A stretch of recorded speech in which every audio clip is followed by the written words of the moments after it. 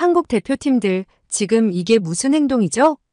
파리올림픽 양궁 남자 개인전 결승에서 우승을 한 김우진 선수와 감독이 갑자기 바닥에 머리를 박고 넙죽흔절하는 모습에 관중들이 당황스런 표정을 짓고 있는데요. 이런 행동이 낯선 외국인 관중들은 어리둥절한 모습입니다. 대회에서 승리 후 관중을 향해 그리고 카메라를 향해 왜 이렇게 큰절을 하는 걸까요? 오늘은 한국인들만의 독특한 점들을 이번 올림픽에서 많이 발견했다는 프랑스 자원봉사자의 사연입니다. 안녕하세요. 파리올림픽에서 자원봉사를 하고 있는 프랑스 대학생 안나입니다. 역사적인 순간에 제가 일부가 되어 참여하고 있다는 것이 꿈만 같은데요. 저뿐만이 아니라 많은 대학생들이 파리올림픽에 작게나마 도움이 되기 위해 자원봉사를 신청했었답니다. 일을 하면서 다른 나라의 학생들과도 소통하며 많은 걸 배우는 계기가 되기도 했어요. 사실 저는 프랑스에서 열리는 파리올림픽에 대한 기대가 엄청 컸답니다.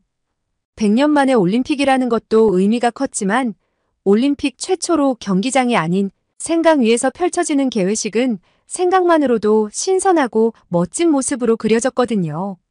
하지만 기대와 다르게 많은 우려의 목소리도 있었습니다. 경기가 치러질 생강의 수질 문제와 턱없이 부족한 화장실, 도처에 널린 소매치기와 범죄자들 때문이었죠. 이런 문제들은 생각보다 많은 구설수에 휘말리게 되었어요. 특히 생강은 엄청난 돈을 들이부어 수질을 개선하려고 했지만 나아질 기미가 없었고 올림픽 개막 전 괜찮은 수치로 결과가 나왔지만 비가 오면서 오수가 흘러들어 다시 상태가 악화되었습니다. 생강은 산업화에 따른 수질 오염으로 100년 넘게 수영이 금지될 정도로 심각한 수준이었습니다. 어쨌든 수질 검사를 매일 실시하며 경기를 하는 선수들에게 피해가 가지 않도록 노력을 하였지만 지난 7월 31일 생강에서 수영 경기를 치렀던 벨기에 선수 클레어 미셀이 병에 걸려 기권한다는 소식을 전하기도 했습니다. 이 선수는 생강에서 수영 경기를 한 후 아프기 시작했다고 주장했는데요. 생강의 상태에 따라 경기가 미뤄지기도 하는 등 경기 준비에 차질도 많았다는 불만을 터뜨리기도 했습니다. 또한 수영 경기를 마친 선수들이 콜라를 벌컥벌컥 마시는 진풍경이 벌어지기도 했는데 그 이유가 콜라를 마시면 경기 도중 입안으로 들어간 오염물질을 제거할 수 있다는 선수들의 생각 때문이라고 하더군요. 경기 전 수질이 양호하다는 결과에도 불구하고 이런 일들이 벌어져 프랑스 사람으로서 매우 안타깝습니다.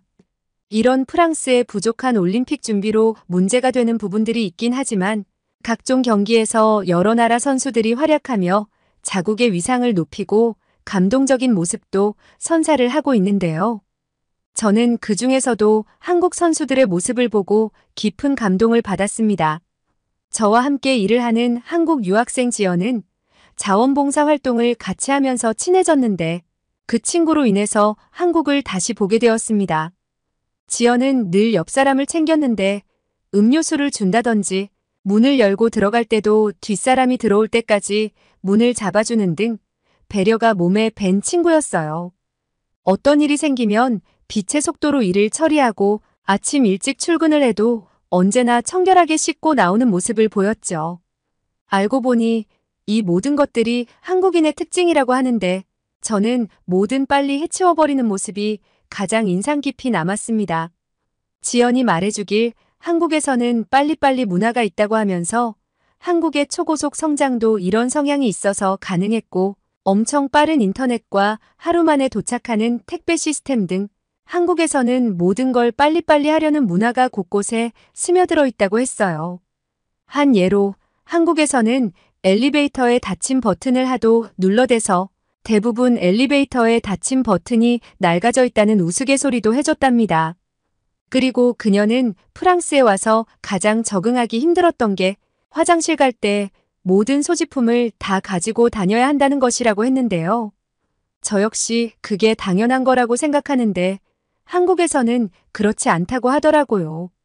한국에서는 도서관에서도 가방을 그 자리에 그대로 두고 밥을 먹고 와도 아무도 가방을 가져가지 않는다고 하더군요.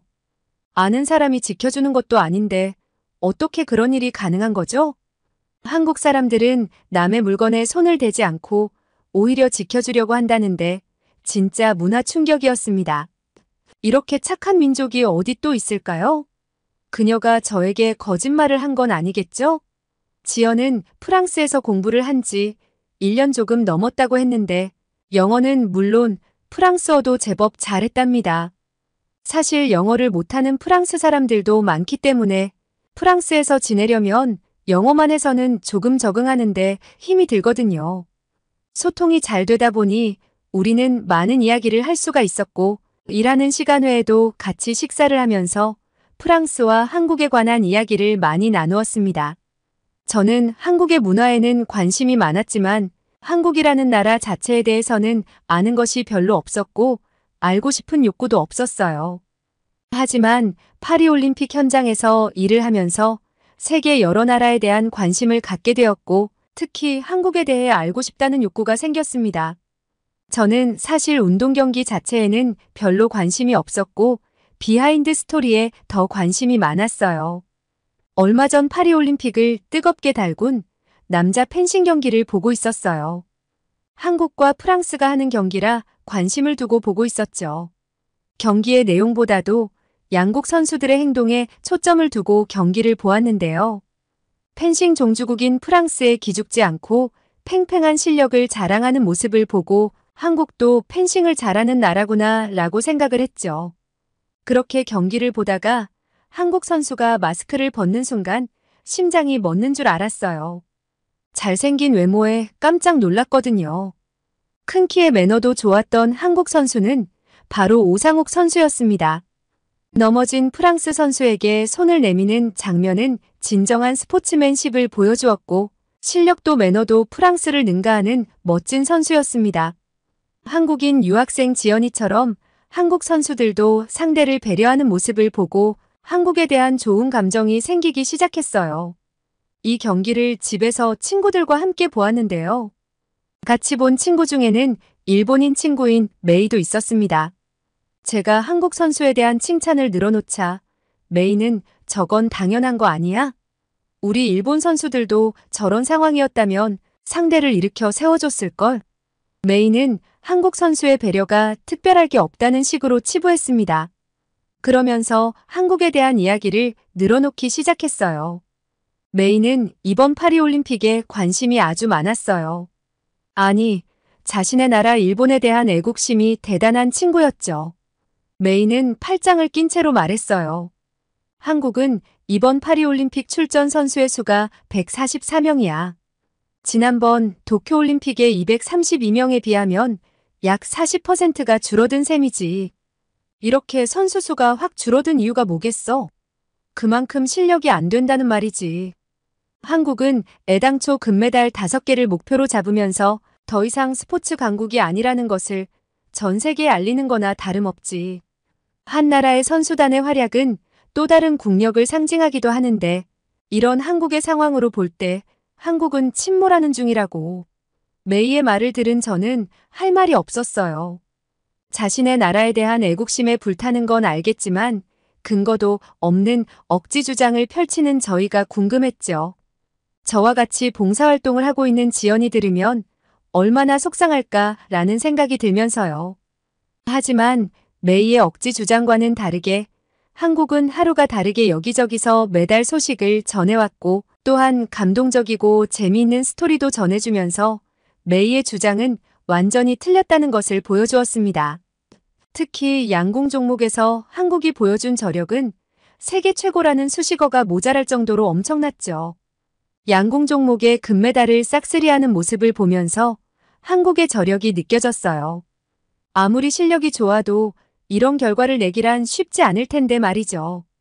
저는 양궁 경기를 보면서 한국 선수들이 왜 강한지를 약간은 이해할 수가 있었는데요. 양궁 경기를 보면 화면에 심박수 측정이 나오는데 한국 선수들의 심박수는 긴장될 법한 상황인데도 안정된 모습을 보여주더라고요. 이건 단순히 좋은 점수를 얻기 위해 실력을 갈고 닦는 문제와는 다르다는 생각이 들었어요. 기술적인 부분도 중요하지만 심리적인 부분을 잘 관리해야 실수도 안 하는 거잖아요. 어쩜 그렇게 긴장감과 압박감을 이겨내는지 선수들이 대단해 보였어요. 제가 기사에서 본 바로는 심박수 안정을 위해서 지구력 향상을 위한 유산소 훈련과 담력을 키우기 위한 다이빙과 번지점프 훈련도 한다고 들었는데 예상 밖의 훈련이 포함되어 있는 걸 보고 뭐가 달라도 다르구나 라는 생각을 했답니다. 그리고 엄청난 사실을 알았는데요. 세계 각국에 양궁 감독으로 한국인 감독이 많이 있다는 것이었어요. 이렇게 세계 최고의 기량이니 서로 한국인 감독을 원하는 건 당연한 거겠죠. 김우진 선수는 이번 파리올림픽에서 금메달 3관왕에 오르는 기염을 토했는데요. 양궁 남자 개인전 결승에서 미국의 브래디 앨리슨에게 이긴 김우진은 승리를 확정하고 응원석을 향해 큰절을 하면서 한국인 관중들에게 감사의 뜻을 전했습니다.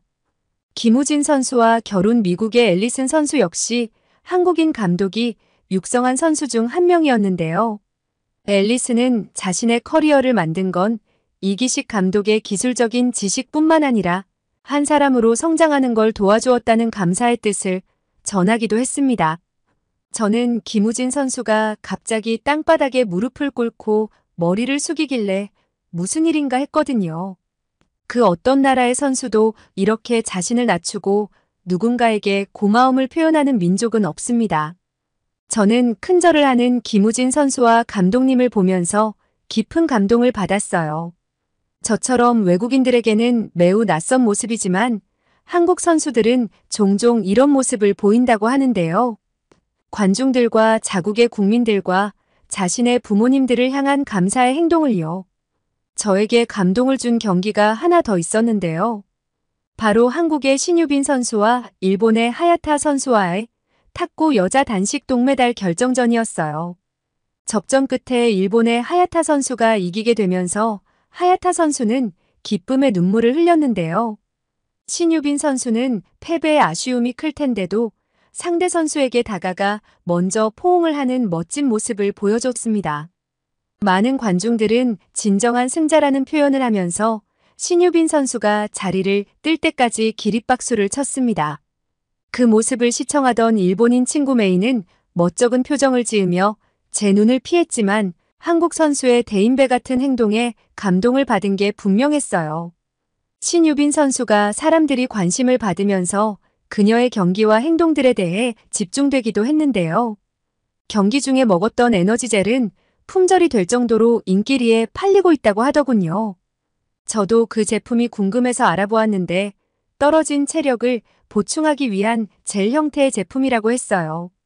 이 제품은 신유빈 선수가 개인적으로 애용하는 제품으로 협찬이나 광고가 아니었기 때문에 제품 회사는 때 아닌 판매 급증으로 물량 확보를 위해 행복한 비명을 지르고 있다고 하네요.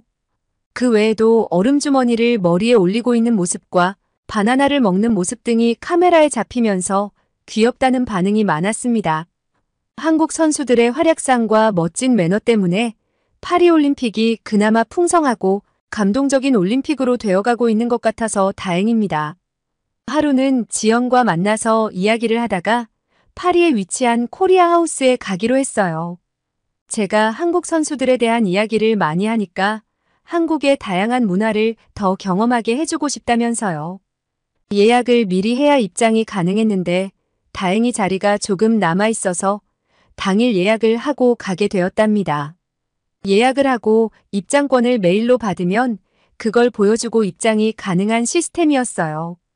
우리는 오후 늦게 코리아 하우스에 가게 되었는데요. 9시까지 운영시간이어서 얼른 서둘러 봐야 다 볼 수 있을 것 같았어요. 그런데 늦은 오후 시간에도 줄이 있더라고요. 조금 기다리니 입장이 가능했습니다. 여러 가지 검사를 끝내고 들어갈 수가 있었는데 경비가 아주 철저하게 지켜지고 있더라고요. 실내와 실외 행사장이 있었는데 우리는 배가 고파서 실외 행사장으로 향했어요. 큰 스크린이 설치된 무대에서 춤을 추는 비보이들도 있었어요. K-팝이 흘러나오고 따라 부르는 사람이 많았고 마치 축제를 즐기는 분위기였습니다. 다채로운 문화 행사가 진행되고 있어서 뭐부터 봐야 할지 고민이었지만 배가 고파서 비비고 시장에 먼저 갔습니다. 떡볶이와 만두를 세트로 한 메뉴를 팔고 있었는데 제가 먹고 싶었던 치킨 만두 세트는 품절이 돼서 김치 만두 세트를 먹었어요. 김치 만두와 떡볶이가 같이 나오는 거였는데 저는 한국 음식을 처음 먹어보는 것이었답니다. 지연은 처음 먹는 거라도 전혀 이상하지 않을 거라면서 맛있을 거라는 말을 해주었어요. 바삭하게 구워진 만두는 정말 맛있었어요. 살짝 매운 떡볶이와 같이 먹으니 아주 궁합이 좋더라고요. 지연의 말로는 한국에서도 만두와 떡볶이를 같이 주문해서 먹는데요. 떡볶이에 국물에 만두를 찍어서 먹으면 정말 맛있다고 하면서요. 허기를 좀 달래고 K-뷰티라고 하는 부스에서 메이크업을 해주는 모습을 구경했어요. 프랑스에서도 요즘 한국 드라마가 엄청 인기가 많거든요. 프랑스 젊은 여성들이 한국 드라마 여자 주인공의 메이크업이나 의상에 관심이 많답니다. 저도 유심히 메이크업 하는 걸 보았는데 정말 사람 얼굴이 바뀌더라고요. 사진을 찍을 수 있는 포토이즘이라는 공간에서는 K-팝 아이돌과 사진을 찍을 수가 있더라고요. 가격이 많이 비쌌지만 사람들이 사진을 찍기 위해 줄을 서 있었습니다. K-팝의 인기는 전 세계에서 식을 줄 모르는 것 같아요. 카스라고 하는 한국 맥주를 파는 부스도 있었는데 날씨가 더워서 시원하게 먹고 싶은 마음은 굴뚝 같았지만 다음 기회에 먹기로 했습니다.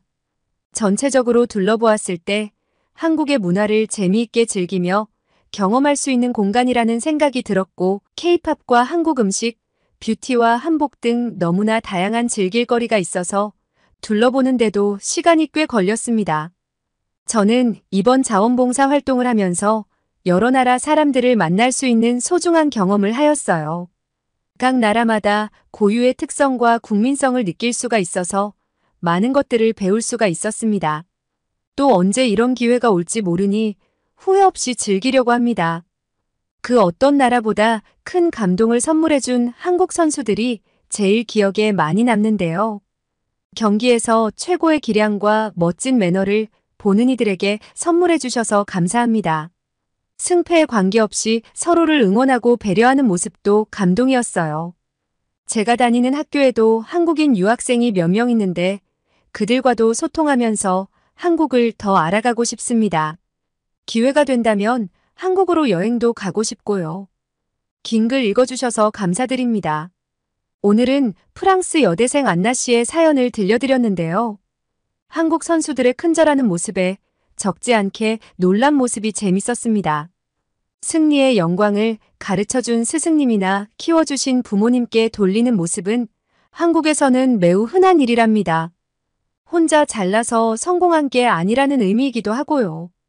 이런 훌륭한 국민성을 갖춘 나라에서 살고 있다는 게 자랑스럽습니다. 오늘도 끝까지 들어주셔서 감사드리고 구독과 좋아요는 저에게 큰 힘이 됩니다. 이상 미연이의 공감튜브였습니다.